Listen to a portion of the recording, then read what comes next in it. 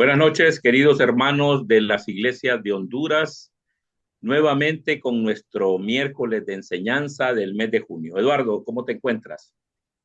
Muy bien, muy feliz, muy contento de estar nuevamente con ustedes. Gracias por la sintonía, hermano. Gracias por la constancia, por estar aprendiendo con nosotros.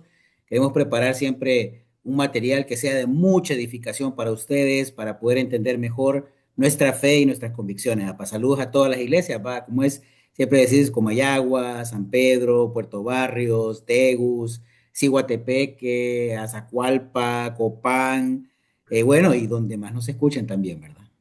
Claro que sí. Siempre recuerden que esta clase queda grabada en YouTube y la puedes consultar cuando tú quieras. Entramos a un nuevo proceso de las doctrinas y estamos con la doctrina de salvación. Así que antes de comenzar, quiero orar para que entremos básicamente en materia, porque hay bastante información para esta primera clase. Así que vamos a orar para que Dios se quede en control de esta transmisión. Buenas noches, querido Padre Celestial, y muchísimas gracias por permitirnos compartir con nuestros hermanos de las iglesias de Honduras y, como decía Eduardo, de Puerto Barrios y los otros lugares que siempre están pendientes de esta transmisión por la enseñanza que tú le llevas a cada uno de ellos, Padre. Esta noche utilízanos para que esta doctrina que vamos a desarrollar, Padre, sea de lo más accesible a cada una de las personas que están pendientes de este miércoles de enseñanza. Guíanos, protégenos, cuídanos a todas las iglesias y que la gloria sea siempre para ti, Padre. Gracias por darnos esta oportunidad de poder transmitir para nuestros hermanos en Honduras y de otras latitudes que también hemos tenido algunos reportes que nos ven. Así que muchísimas gracias, Padre, y es en el nombre de Jesús que te oramos. Amén. Ok, Eduardo, Amén. en este nuevo segmento de las doctrinas vamos a hablar de la salvación y tenemos un grupo de clases que quisiera que nos desarrollaras un poco para que tengamos esa introducción para este nuevo bloque de clases que vamos a tener. Así es, le voy a ir compartiendo la pantalla. Vamos a ver, me decías ahí cuando lo ves, ¿si lo ves, papá? Todavía, ahí sí. Ok, miren, este nuevo bloque de clases, vamos a hablar de la salvación. Esta primera clase es la realidad del pecado y su efecto en el ser humano. Es importante, pues es que yo ya estudié el estudio de pecado, ¿verdad? Entonces, no, pero vamos a hablar de unas dimensiones diferentes acá, donde debemos entender muy claramente qué es el pecado en realidad y cuál es el efecto real que tiene en nuestra relación con Dios, en nuestra relación con otros y en nosotros mismos. Entonces, vamos a hacer un recorrido, pero quiero decirles que es interesante que en esta serie, son 4 sesiones que vamos a tener. En las 4 sesiones pretendemos responder preguntas como estas. Bueno, ¿de qué manera define la Biblia el pecado y cómo impacta nuestra conexión con Dios y con los demás? ¿Cuál es la importancia de la conversión bíblica en el proceso de salvación? ¿Qué relación existe entre el bautismo y la salvación? Si una persona peca después de su conversión, ¿cómo afecta esto su salvación? Entonces, queremos que estos temas acerca de salvación sean desarrollados. Esta clase, y voy a mostrarles acá, va a ser la primera, la sesión 1, mes de junio, hasta septiembre.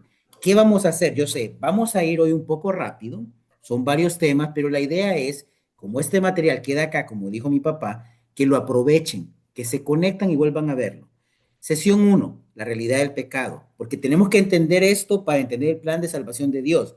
Sesión 2, la conversión bíblica, que esto hay un matiz interesante porque hoy muchos están predicando una convicción muy diferente a la que dice la Biblia. Una convicción de que, bueno, usted solo levante la mano, como relacionando la conversión a una experiencia emocional y no a un acto de fe real del ser humano donde se compromete y se entrega por completo al Señor Jesucristo. Entonces, vamos a hablar de esa conversión. Aquí vamos a hablar de la conversión bíblica, bueno, en qué punto el bautismo es realmente necesario en el proceso de salvación o si realmente, como hoy no se habla poco del bautismo para muchos, muchos han quedado tal vez con la tradición religiosa anterior, como bueno, sí fue algo que ni cuenta me di. Pero vamos a hablar de ese tema también muy importante, yo sé que les va a ayudar, la necesidad de perseverar también, o sea, cómo el cristiano debe mantenerse firme y qué pasa con el pecado después de la conversión. Y miren qué interesante, que en la sesión 4 en septiembre vamos a hacer un foro de preguntas y respuestas. De momento lo estamos pensando hacer en vivo en San Pedro, pero vamos a mandarle a todas las iglesias las preguntas que vamos a hacer. Vamos a hacer en vivo, grabarlo. No sé si lo vamos a poder transmitir en vivo por temas de conexión, pero vamos a editar tal vez posiblemente esta con todas las preguntas que nos hagan de las iglesias de todo Honduras. Vamos a mandar un formulario de todas las sesiones. Es decir, hoy no se preocupe, es que me costó entender esta. Bueno, vaya anotando sus preguntas porque al final, en la sesión 4, vamos a hacer una mesa de discusión en vivo para poder responder las preguntas más comunes que tuvimos, ¿verdad? Entonces, veamos qué importante es esto. Entonces, no se aflija mucho porque vamos a aprovechar al máximo y mande sus preguntas si las tiene. Vamos a clasificarlas y todas las más comunes vamos a responder. Y también vamos a tener una participación en vivo también y Dios quisiera, papá, tal vez tenemos la oportunidad de ir a las demás iglesias en vivo también y hacer una serie de preguntas y respuestas de este tema específico. Pero bueno, eso lo vamos a ir viendo en el camino también porque es ajustar las agendas y todo, pero es un sueño. Oren para que podamos hacerlo y poder estar en cada iglesia dando respuestas, preguntas a las preguntas que tengan referente al tema de salvación. Y ya yendo de lleno entonces, vamos a lo que venimos hoy. ¿Para qué entendemos del pecado? Y bueno, te dejo a vos ahí, yo ya por lo menos di cómo vamos a estar en estas sesiones. Sí, gracias, Eduardo. Y ese sueño vamos modificando el formato poco a poco y nos vamos adaptando porque no es nada sencillo irnos adaptando, pero aquí estamos. ¿Y qué entendemos acerca de lo que es el pecado? Muchas veces hablamos de que son errores individuales, eh, tenemos ahí provocar el mal a alguien, y es algo interno o externo de nosotros. Individual es cierto, sí, es una acción personal, es un pensamiento, una actitud que nos desvía de los estándares de Dios. Esto es lo más importante. Mentir, aunque sea una mentirita, como dicen así, blanca, es un error individual. No cumplimos con los mandamientos que es decir la verdad. Ya es una mentira, ya estamos en contra de lo que Dios dejó. Provocar mal a alguien es, ¿cómo podríamos decir? El pecado no es solo cuestión personal de un individuo y Dios siempre tiene un impacto negativo en otras personas. Los efectos que nosotros tenemos provocan problemas en otras. Podríamos hablar del robo. Alguien que le robamos, pues sale afectado y nosotros nos beneficiamos. La mentira, la ira incontrolada puede llevarnos a la violencia. El chisme puede dañar a muchas personas y daña su reputación personalmente si eso es una mentira, provocando el mal a alguien. Eh, y algo interno o externo para nosotros, podríamos decir que son aquellos pecados que hacemos y que van en contra de la voluntad de Dios, pecados de omisión.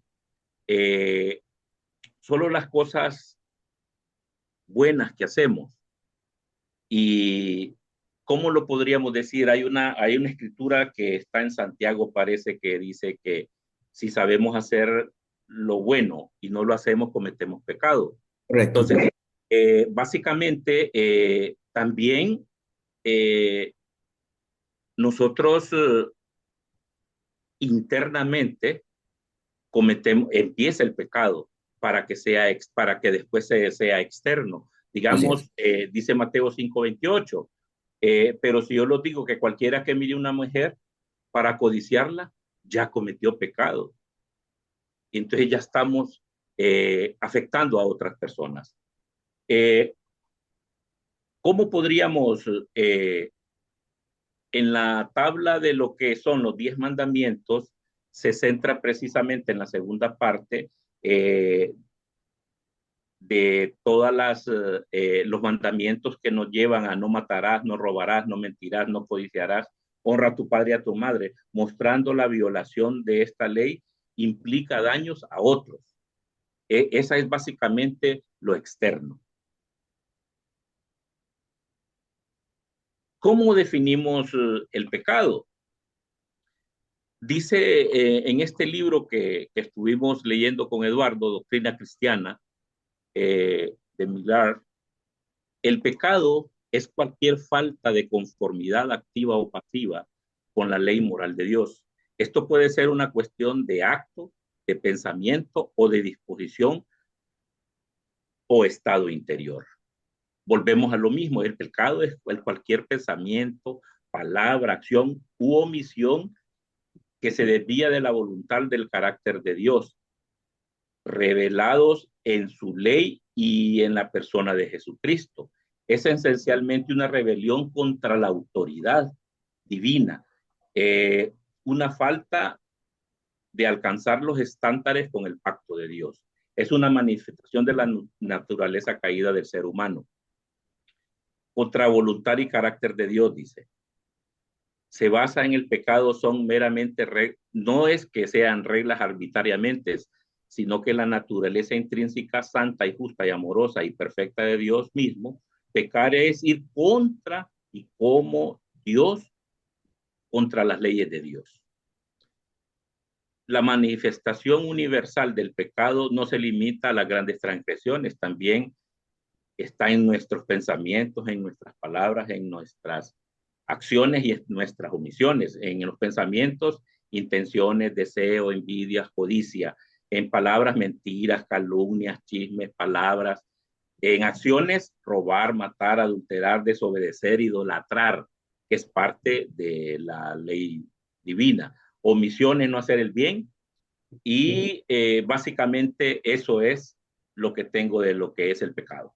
Excelente, papá. Entonces vamos a ver también, a diferencia de lo que dice mi papá de la definición del pecado, cualquier cosa que nos aparte de la voluntad de Dios, tenemos el pensamiento secular, porque el pensamiento secular no ve el bien y el mal como nosotros. Miren lo que decía, y ese tal vez usted lo escuchó en el colegio cuando le enseñaban la historia de la revolución, de la ilustración y todo eso. Jean-Jacques Rousseau, o no sé cómo será, no sé cómo anda mi francés ahí, pero decíamos Juan Jacobo Roseau, me acuerdo que me decía en el colegio, decía, la naturaleza ha hecho al hombre feliz y bueno, pero la sociedad lo deprava y lo hace miserable. De acuerdo a Rousseau, él estaba pensando que el ser humano es bueno por naturaleza, pero víctima de una sociedad que lo corrompe y lo hace malo. Pero realmente, ¿qué dice la Biblia? Porque hablamos de que mi papá nos estaba explicando ahorita acerca de la definición del pecado, de cualquier falta de conformidad activa o pasiva. Miren bien, qué interesante, porque él decía activa o pasiva con la ley moral de Dios, con el carácter de Dios. ¿Qué es lo bueno? Lo único bueno es el carácter de Dios. Entonces nosotros aprendemos del carácter de Dios. Pero nosotros tenemos una inclinación hacia el bien o hacia el mal. Entonces, veamos qué dice la Biblia también acá. Romanos 1:28. El pecado implica una discapacidad espiritual en nosotros. Y eso es importante que lo entendamos. Miren, además, dice 1:28, como estimaron que no valía la pena tomar en cuenta el conocimiento de Dios, Él a su vez los entregó a la depravación mental para que hicieran lo que no debían hacer. Nosotros tenemos una dificultad. Hay un problema mental, dice la escritura, una depravación mental. El pecado nos ha llevado a esta depravación mental que nos da la incapacidad de poder razonar. Entonces, todos los razonamientos que hacemos, como lo hizo Rousseau, que es un pensador importante en la era de la Ilustración, por el año 1700 y punto, el momento donde el ser humano empezó a ocupar ese lugar preponderante en la historia y desplazó a Dios, porque teníamos una sociedad que tenía un alto concepto de Dios y Dios era la ley moral del ser humano y el ser humano pasó a ser como el independiente en esta época de la Ilustración, siglo XVIII, XIX, bueno, y en adelante también. Entonces, vemos aquí que la escritura misma nos orienta y nos está diciendo que hay un problema mental en nosotros. El pecado hace que nuestro entendimiento de la realidad sea erróneo. Rousseau decía que el hombre es bueno, pero yo tengo que entender la realidad con base a lo que yo creo, que es la palabra de Dios que se ha revelado y que me da la verdad y la guía. Miren lo que dice, por ejemplo, Romanos 7:18. El pecado es una inclinación interior. Yo sé que en mí, Romanos 7:18, 23, yo sé que en mí, es decir, decía el apóstol Pablo, en mi carne nada bueno habita. Aunque deseo hacer lo bueno, no soy capaz de hacerlo. De hecho, no hago el bien que quiero, sino el mal que no quiero. Mira bien, y si hago lo que no quiero, ya no soy yo quien no lo hace, sino el pecado que habita en mí. Muy diferente a lo que decía Rousseau. Así que descubro esta ley, que cuando quiero hacer el bien, me acompaña el mal. porque en lo íntimo de mi ser me deleito en la ley de Dios, pero me doy cuenta de que en los miembros de mi cuerpo hay otra ley, que es la ley del pecado. Esta ley lucha contra lo que considero bueno y me tiene cautivo. Yo soy prisionero. Hay una inclinación individual de nosotros a pecar. Se fija que nosotros no tenemos la tendencia, digamos, a un ejemplo sencillo. No tenemos la tendencia a ser disciplinados, ¿no? Tenemos que exigirnos para ser disciplinados. Tenemos la tendencia a ser indisciplinados, perezosos, eh, y a que no hacer lo bueno, a querer enfocarnos solo en nuestro propio beneficio antes de los demás. Nosotros tenemos que morir a nosotros mismos para poder enfocarnos y pensar hacia el prójimo. Pablo está haciendo una lucha acá interesante y como les digo, van a poder hacer sus preguntas después, pero quiero que dejemos la base clara. Hablamos de que hay un problema mental en nosotros que no nos permite ver las cosas como son. Entonces, cuando yo razono, si lo hago lejos de la palabra de Dios, si usted no lee la Biblia, por ejemplo, sus razonamientos van a ser humanos. Y como el pecado ha afectado hasta nuestra forma de razonar, usted va a estar tremendamente afectado y teniendo posiblemente un grave error porque el pecado trastorna su mente, pero también el pecado está en su interior y lo tiene cautivo, lo tiene prisionero. ¿A cuántos de nosotros no nos ha pasado tal vez que tenemos una lucha? Yo quiero ser un buen discípulo. Usted quiere ser una buena discípula, fiel, una guerrera, un guerrero, pero el pecado que habita usted le hace que caiga una y otra vez en algo. Y usted no quiere hacerlo, pero cae en ese pecado. Pueden ser pecados de carácter, pecados de cualquier tipo, o de omisión misma también, como decía mi papá. Entonces vemos acá una dificultad enorme en el ser humano porque a diferencia de Rousseau, Rousseau decía el hombre es bueno, pero Pablo decía, la Biblia dice acá, el pecado habita en mí. En realidad yo no quiero hacer lo bueno, termino haciendo lo malo.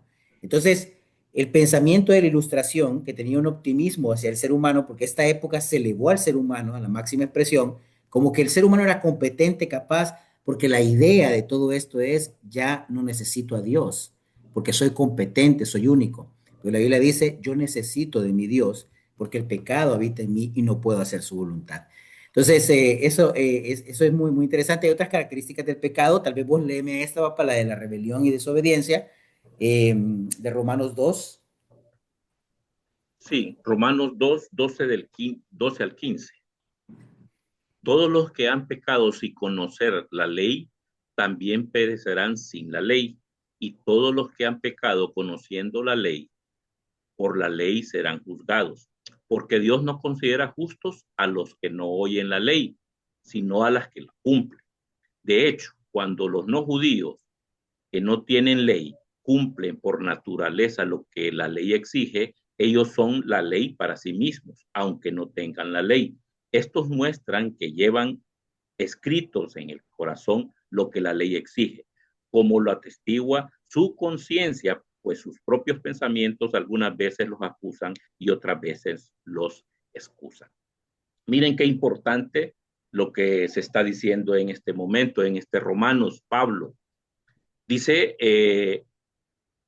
que Dios es imparcial para el juicio, porque va a juzgar a los que están con la ley y a los que no están, a los judíos y a los no judíos. En estos versículos refuerza la idea que Dios juzgará a todos con justicia perfecta. Nadie puede escapar del juicio. Hay una necesidad universal de salvación. Cuando se estableció la ley de los judíos, así que, y los que no tenían, que eran los gentiles, puedan ser justificados, no pueden ser justificados por sus propias obras. Pablo sienta las bases para su argumento de que la única manera de ser declarado justo ante Dios es a través de la fe en Jesucristo. Está en Romanos 3, del 20 al 24. La ley, ya sea escrita en el corazón, sirve para condenar y no para salvar. La moralidad humana y la conciencia. Este pasaje es crucial porque en la teología natural y la ética está mostrando que Dios está dotado de toda humanidad de una conciencia y un conocimiento moral básico, incluso que si sin la revelación especial, esto explica que existen nociones universales del bien y el mal en las diferentes culturas, teniendo ley y no teniendo ley. El propósito de la ley no fue dada para la salvación, sino para revelar el pecado y la necesidad de ser salvados. En resumen, Romanos 2 es un puente que conecta la pecaminosidad gentil con la pecaminosidad judía, demostrando que ambos grupos están bajo el juicio de Dios porque han fallado en cumplir con la luz que se les fue dada. Nadie puede justificarse a sí mismo ante Dios por sus obras o por mero conocimiento de la ley. La ley escrita en el corazón sirve para condenar y señalar necesidades de justicia que Dios provee. Sigamos con la siguiente. En Marcos 1:29, Jesús contestó, el más, el más importante es, escucha Israel, el Señor nuestro Dios es el único Señor. Ama al Señor tu Dios con todo tu corazón, con toda tu alma, con toda tu mente y con todas tus fuerzas. ¿Qué dice cualquiera? Esta escritura centraliza lo que es el amor de Dios, que es lo único. Jesús establece claramente que el amor de Dios es el mandamiento más importante y lo basa en toda la ley y en los profetas. Sin su amor fundamental, cualquier otra observancia de la ley carece de sentido. Tiene que haber un amor completo. El mandamiento exige que el amor integral que abarque todas las facultades del ser humano, emociones, voluntad, intelecto, acciones. No se puede amar a Dios a medias, tiene que ser completo. Y el resumen de Marcos 12 es la declaración poderosa de que Jesús resume en su corazón la ley de Dios, un llamado a amar a nuestro Dios con todo nuestro ser, reconocimiento a su unicidad y la soberanía absoluta. Así Cualquier es. cosa que esté ocupando este lugar supremo que le pertenece a Dios es pecado.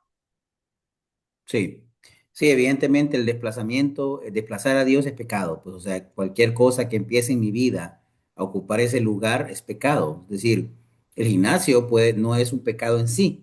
El gimnasio puede ser un pecado cuando me aleja de ir a Dios o me lleva a pecar, ¿no? O sea, cuando empieza a ser prioridad en mi vida, cualquier cosa, cuando yo mismo empiezo a ser prioridad en mi vida es pecado también. Entonces vimos acá cuatro cosas, si recuerden bien, para que nos vayan siguiendo el hilo de la idea, el pecado.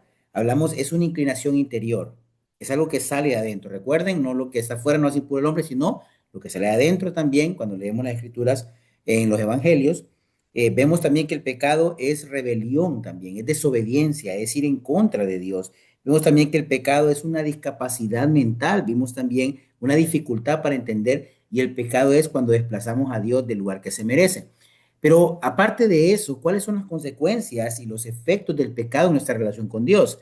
Vamos a mencionar cuatro importantes de qué pasa, porque cuando a veces queremos tomar esto muy suave, como, bueno, pero es que todos somos pecadores. Yo puse un ejemplo en la iglesia el otro día y les decía, ¿cuántos los de acá, porque estábamos estudiando el Sermón del Monte acerca de los pobres en espíritu, en la primera bienaventuranza, y les preguntaba, ¿cuántos de ustedes de acá levantarían la mano si les diría quién es un pecador? Entonces, sí, vamos ahí, va. ¿Y cuántos estarían de acuerdo que son miserables pecadores? Y todos, varios ahí también con la mano levantada. ¿Y cuántos se sentirían mal que algún hermano después de esta reunión se le acercara, le mirara a los ojos y le dijera que es un miserable pecador?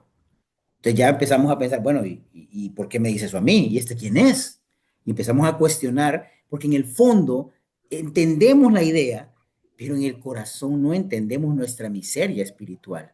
Y el primer paso para una transformación profunda en el ser humano comienza por acá, entender su miseria espiritual, su pecado y su necesidad de Dios y lo que está pasando. Hay cuatro cosas que pasan con nuestra relación con Dios. Basado esto en el libro también de Erickson, Millar Erickson, Doctrina Cristiana, me encanta cómo lo pone él. Vamos a mostrar estas cuatro.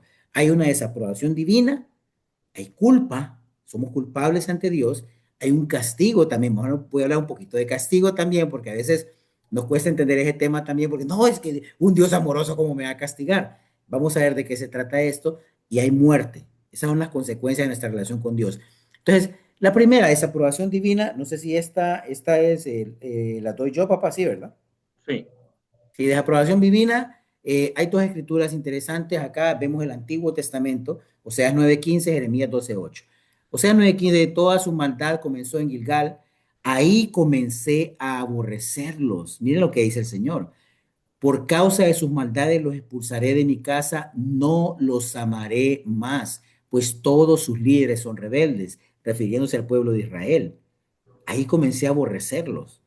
Vemos a un Dios también que rechaza esta actitud pecaminosa. ¿Por qué? Porque Él lo aborrece por causa de sus maldades. O sea, hay una actitud de Dios donde desaprueba completamente la conducta pecaminosa. Jeremías 12:8 dice, mi heredad se ha comportado conmigo como león en la selva, lanza rugidos contra mí, por eso la aborrezco. ¿Quién era mi heredad? Israel también, que estaba, Jeremías vivió el tiempo del exilio cuando realmente llegó Nabucodonosor y toda esa época, ¿no? Es difícil para Israel la destrucción del templo, y dice, mi heredad se ha comportado conmigo como león en la selva, lanza rugidos contra mí, se revela. Por eso la aborrezco. Nosotros, nuestro pecado es una rebelión directa hacia Dios.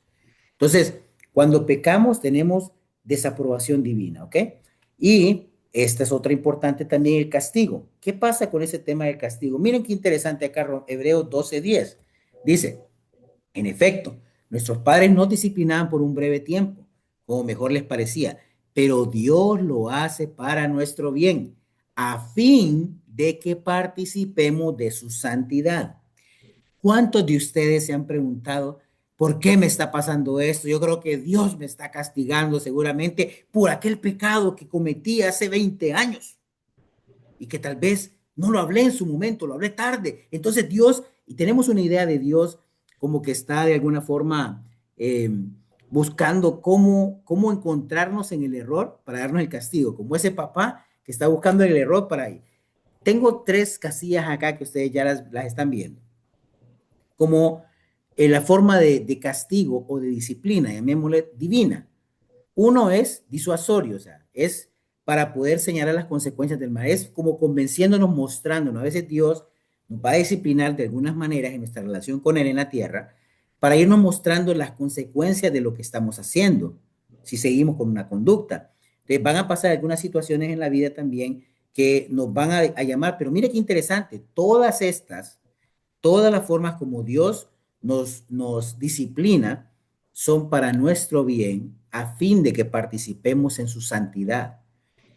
Yo formo parte de su santidad. Ahora, van a haber ocasiones en que usted va a vivir una enfermedad, va a vivir situaciones que no va a entender y no van a ser necesariamente disciplina de Dios.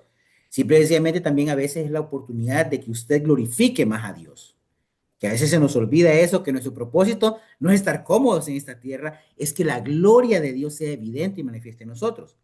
Entonces, disuasorio es cuando digamos, podemos ver las consecuencias, de alguna forma que Dios nos está disciplinando para que veamos las consecuencias de ese pecado que vamos a tener y nosotros reaccionemos y nos echemos para atrás y actuemos y vivamos a fin de que participemos en santidad. Curativo es cuando ya cometemos el error, ¿no? Cuando es una corrección, Dios, ya hemos pecado de una forma, aquí digamos en disuasorio es que todavía estamos casi como la tentación misma, casi antes de que se consuma completamente. Curativo es hemos pecado y Dios nos está corrigiendo, nos está enseñando que nuestra acción fue incorrecta. Pero todo esto es para llevarnos al arrepentimiento, para llevarnos a ser santos como Él. Si usted se ha arrepentido, ha salido, usted no puede estar pensando que, ay, es que ahora Dios me está condenando por aquel pecado que cometí tal día. Usted tiene que ser abierto, hablar, confesar sus pecados, hablar con otros, confesárselos a Dios y confesarlos a otros también para ser ayudado. Pero usted también va a recibir alguna disciplina, pero no es una disciplina para que usted solamente se sienta destruido, es para llevarlo a ser más santo, más santa, ¿ok? Es curativa, es para sanar nuestra enfermedad que se llama pecado. Y es el otro, el retributivo. Ese ya no tiene ningún efecto en cuanto a poder curarlo, ni a poder hacer lo que se arrepienta, simplemente es retributivo, es dar su merecido, y este es el que vamos a tener en el juicio final, el juicio divino, el castigo de Dios, el pecado, nos va a llevar a esta parte, a la retribución de lo que realmente merecemos, y lo que merecemos por nuestro pecado es la muerte, que mi papá lo va a explicar, pero vemos estas dimensiones, ¿no? Estas dimensiones del castigo de Dios, o llamémosle disciplina, pero también castigo a ese porque nos puede confundir, no sé si en el español puede ser un poco más complicado que la palabra que se usa original ahí en griego, pero vemos estas dimensiones, digamos, esa disuasorio de preventivo, digamos, este curativo, que es correctivo, y este retributivo, que nada más ya es dar lo que pasa. Entonces, vemos las dimensiones, interesante, tal vez acá tengan preguntas para que las anoten para el foro de preguntas, que va a ser una sesión completa respondiendo lo mejor posible que podamos con la dirección de Dios en estos temas. Entonces, bueno, papá, viene la culpa, te la dejo ahí. Sí, la culpa en Santiago 2:10, porque el que cumple con toda la ley, pero falla en un solo punto, ya es culpable de haberla levantado toda. La culpa es un sentimiento negativo, dice, que nos afecta emocionalmente, nos daña interiormente y destruye nuestras relaciones con Dios y con los demás. Pero miren qué importante todo esto, dice, imposibilidad de la justificación por las obras. Este versículo deja claro que nadie puede alcanzar la justicia perfecta de Dios mediante el cumplimiento de la ley, dado que todos pecamos y fallamos en algún punto. Todos somos culpables de violar todo. Esto resalta la necesidad de justificación por fe en Jesucristo. Entonces, todos fallamos. Y aquí esto nos hace pensar un poquito en que muchas veces nosotros clasificamos los pecados, ¿va? Este pecado es pequeñito, dice, y no me va a afectar. Nada, elimina la distinción entre los pecados grandes y pequeños. En términos de su capacidad para ser culpable ante la ley, todo pecado es una ofensa contra Dios, sea pequeño o sea grande. Es igual, no hay tamaños en los que hay. Coherencia en la fe, dice, en el contexto de Santiago, este versículo refuerza su argumento contra el favoritismo. Si se discrimina a un pobre, se está pecando. Y ese pecado viola la ley entera, no solo el mandamiento de amar al prójimo. Por lo tanto, una fe que no produce obras coherentes es una fe muerta, decía Santiago. Humildad y dependencia de Dios. Esto es lo que nosotros nos lleva a reconocer nuestra capacidad inherente para cumplir perfectamente la voluntad de Dios por nuestros propios medios, fomentando la humildad y la dependencia de la gracia hacia Dios.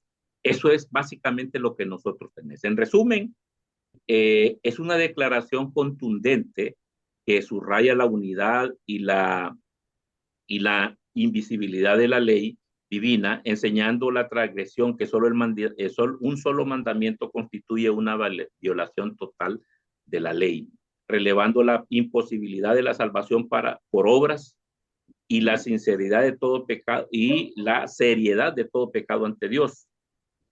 Este versículo sirve como un llamado a humildad, a comprender la necesidad de redención ofrecida por medio de la fe en Jesucristo.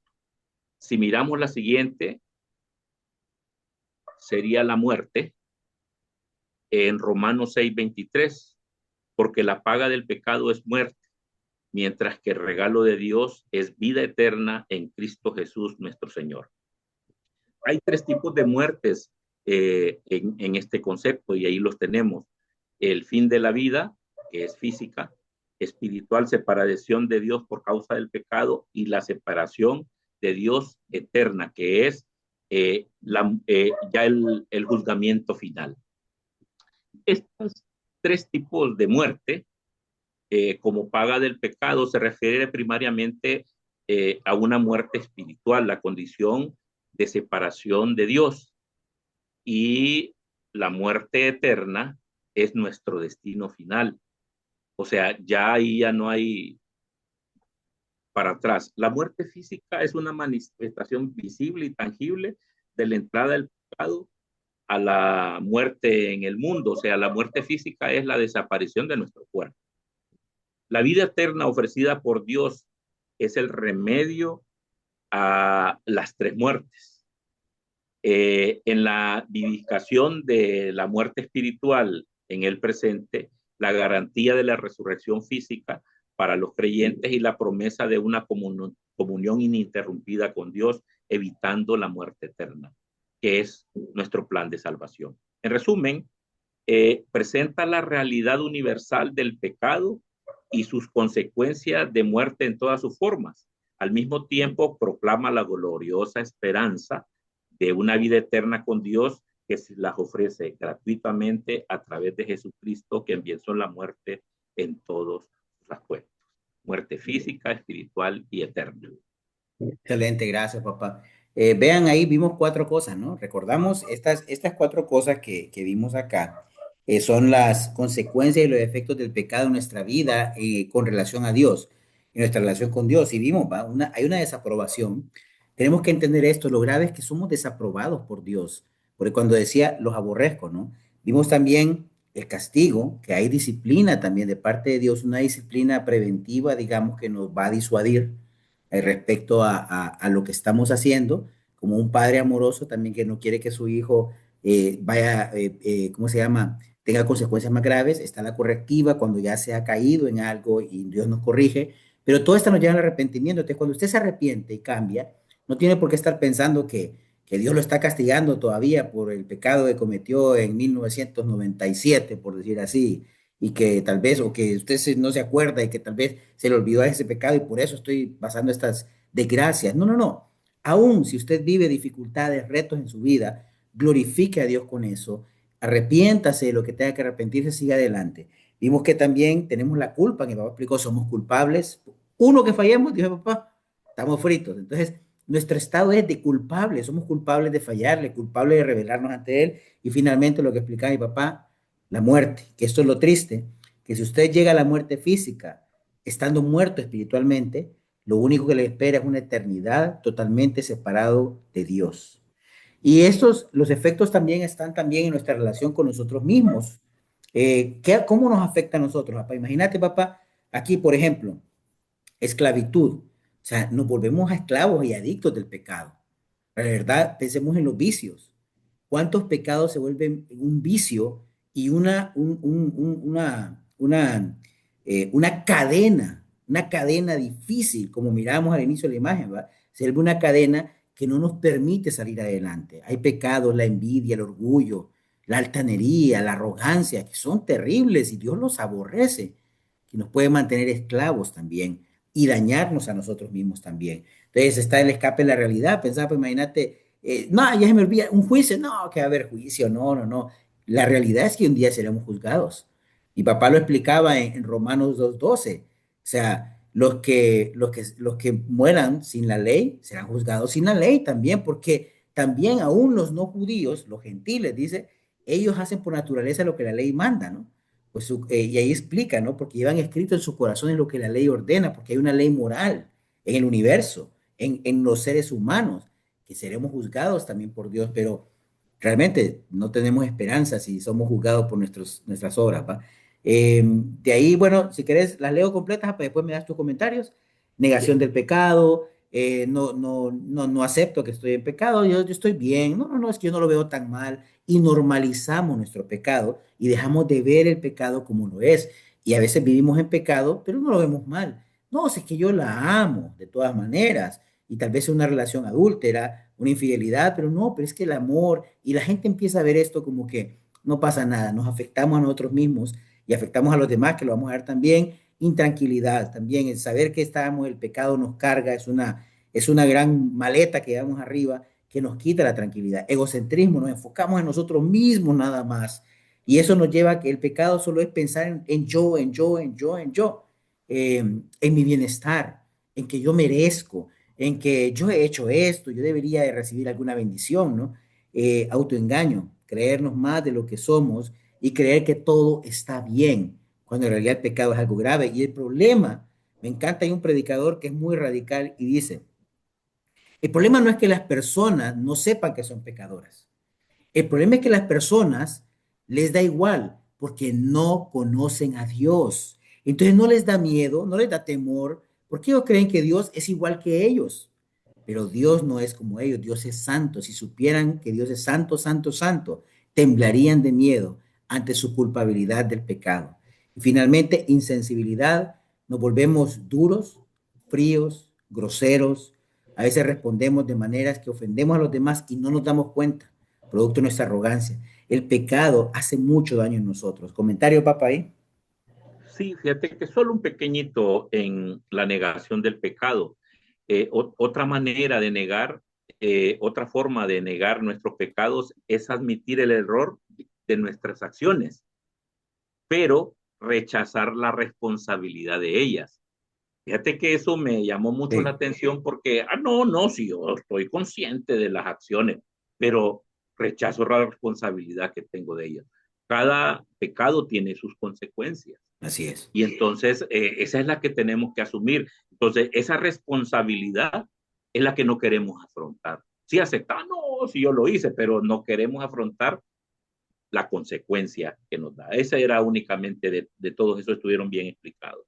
Excelente, papá. Bueno, dijiste uno clave, que se me fue ¿cómo es? Se me fue el pájaro, pero lo bueno es que estamos complementándonos acá. Esa responsabilidad, tristemente, si yo no entiendo lo grave del pecado, nunca asumo la responsabilidad por él.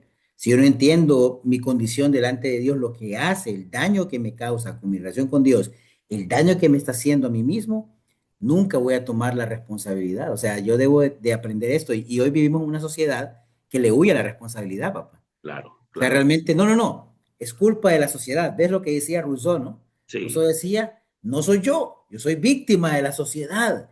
Eso me hizo malo. Yo actué así porque la sociedad, porque mi papá me dejó, porque mi mamá me trató mal, porque mi vecino, porque un tío, porque el primo, porque mi escuela, porque no recibí esto. Y culpamos alrededor a todo, porque eso hace el ser humano, y no asumimos la responsabilidad. Genial, apa, gracias por ese aporte. Así que no tenemos que asumir responsabilidad. Es cierto, posiblemente te ha tocado sufrir en la vida, hermano. Te lo digo, qué triste, pero no te preocupes por algo, porque al final Dios te ha preparado algo mejor. Y en el lugar que ha preparado para nosotros, Dios va a ser fiel. Pero hoy no hay excusa siquiera. O sea, aún no hay excusa. Debemos de ser responsables por nuestro pecado y no culpar solamente a los demás. Y la relación con el pecado con otros también, porque eso nos afecta. Estamos siempre en una competencia con otros, que el vecino le fue mejor. ¿Y por qué? ¿Y quién es él? Y ve que compró algo. Ya quiere comprar lo otro también. O que ven a alguien que llega y le fue, compró. Imagínate, a veces pasa, yo he notado personas que hacen cosas como alguien compró algo y dice, sí, pero eso, ese no es tan bueno, yo no sé por qué compraste eso. Mira, hermano, cuando a alguien le va bien en la vida, uno tiene que hacer alegrarse también del sí, prójimo. Y que la otra persona es pecadora. Pues sí, y que tal vez es más pecadora que usted, no lo sé, tal vez sí, pero aún así alégrese. Si alguien está alegre, comparta su alegría. Sin duda no vamos a... El pecado hace que tengamos competencia. El pecado hace que nos gusta ver que otros mejoren, pero no que mejoren más que nosotros. Eso es lo que hace el pecado en sí, nosotros. Y tristemente se vive en una competencia terrible cuando no se tiene conciencia de ello. Una incapacidad de empatizar, somos incapaces de sentir como el otro siente. Por eso terminamos siendo groseros e insensibles. Es decir, causamos un daño y no nos damos cuenta del daño que podemos hacerle a hijos, a nuestro cónyuge, a nuestros amigos, a nuestros padres, a los que están a nuestro alrededor, compañeros de trabajo, porque no tenemos esa capacidad de empatizar, porque el pecado causa este daño, un rechazo a la autoridad. Esto es algo muy terrible en esta sociedad.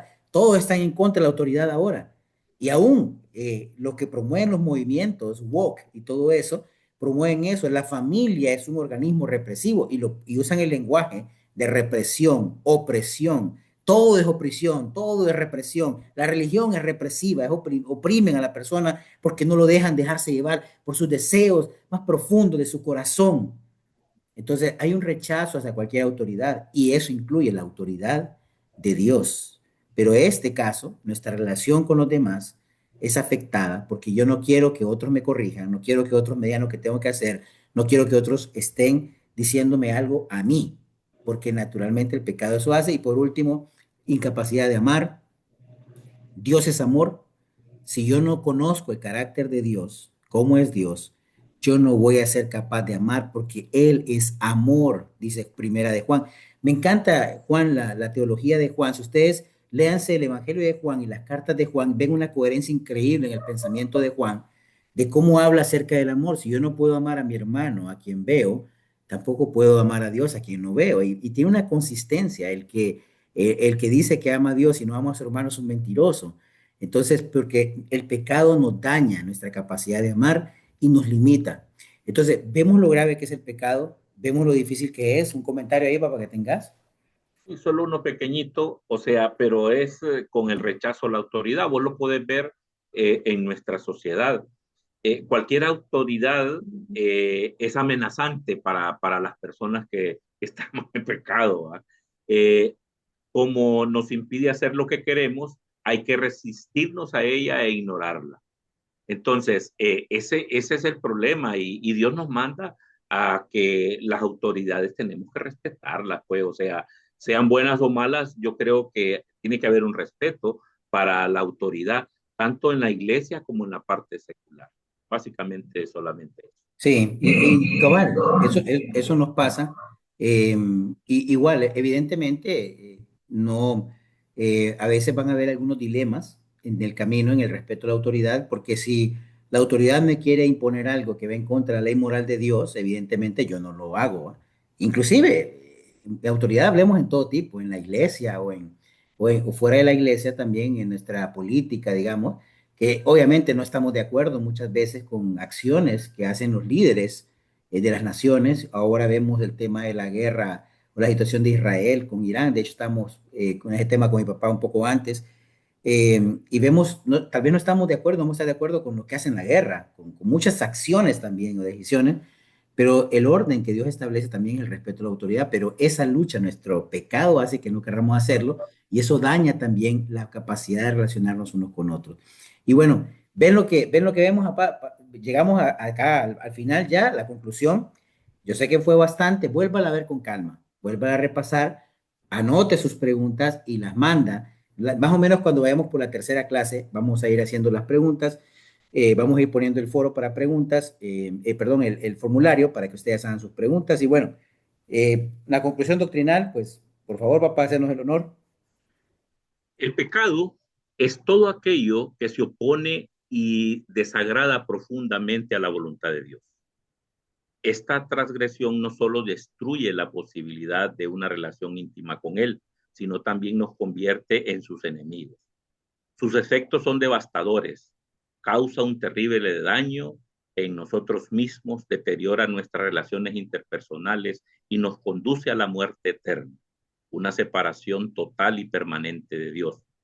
Solo al comprender plenamente la gravedad del pecado y de las nefastas repercusiones que tiene en nuestras vidas, estaremos verdaderamente preparados para el arrepentimiento sincero y una genuina conversión bíblica para nuestra salvación. Amén. ¿Cómo la ven? ¿Cómo la ven? Le digo yo, bueno, hermanos, aquí lo tienen. Resumiendo, digamos, lo que hemos hablado hoy, fue bastante, sé que fuimos también un poco rápido, pero bueno, queremos también estar un poco de tiempo, nos hemos puesto alguna meta porque sé que algunos también tienen que viajar y obviamente hay que procesarlo, entendamos la gravedad del pecado. El pecado es algo nefasto, destructivo, nos destruye con Dios, es algo por lo cual nosotros tenemos que predicar el Evangelio. Es algo por lo cual nosotros tenemos que ser urgentes también con nuestras iglesias, también con el perdido, también con la persona que no conoce de Dios porque está atrapado. Y nosotros debemos predicarlo y dentro de nuestros hermanos también, si hay pecado, arrepiéntanse, arrepiéntanse, busquen ayuda. No es fácil a veces morir a uno mismo, pero el pecado te atrapa y no te deja salir. Pero si hay esperanza y veamos, esa es la realidad del pecado, necesitamos alguien que nos salve. No podemos salvarnos. Y aquí empieza el camino de nuestra conversión bíblica, nuestra comprensión del pecado. Yo siempre digo, el momento en que yo entendí que era un pecador miserable realmente, ese día lo considero el inicio real de mi conversión, porque hasta que comprendí mi realidad y mi problema grave con Dios, pude tomar decisiones de fe. Y con eso, pues aquí estoy, un par de décadas después. Entonces, de mi parte, gracias, muy feliz Nos seguimos viendo y aprovechen doctrinas de salvación. Queremos tener claridad doctrinal en nuestras iglesias, estar unidos en un mismo sentir y en un mismo entender la voluntad de Dios. De mi parte, buenas noches a todos, papá. Buenas noches, nos vemos en julio.